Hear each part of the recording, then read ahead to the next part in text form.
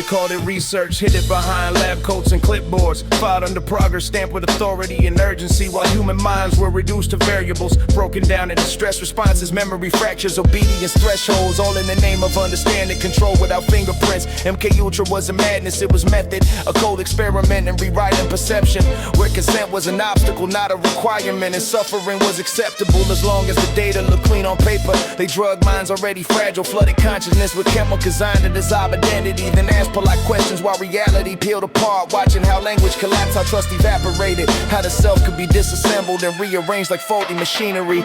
This wasn't about truth serum or spy theatrics, it was about breaking continuity, about seeing how much psychological pressure it takes before a human stops distinguishing between memory and suggestion, between thought and instruction. They learn that fear alone isn't enough, pain alone doesn't guarantee obedience, but confusion combined with authority, repetition and isolation creates a state where people will accept almost anything if it sounds confident enough.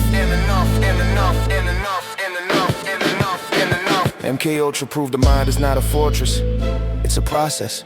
And processes can be interrupted, redirected, overwritten, especially when the subject is told that discomfort is for their own good. What they discovered didn't stay in basements and hospitals, and migrated into advertising, interrogation, behavioral psychology, into subtle techniques that don't leave scars, only habits, preferences, reflexive compliance. Because once you understand how identity fractures, you don't need drugs anymore. You just need repetition, stress, social pressure, and a narrative that tells people who they are before they have time to decide for themselves. MK Ultra wasn't abandoned, it was refined, sanitized, distributed, broken into smaller tools, safe enough for public use, embedded in culture instead of syringes, and screens instead of cells. They learned the most important lesson early: people don't need to be controlled directly if you can shape the environment that shapes them. If you can make the unnatural feel normal and the normal feel suspicious. So when you talk about free will, ask yourself how many of your thoughts arrive uninvited, how many fears feel personal but were introduced gently, how many desires were planted long before you believed they were yours.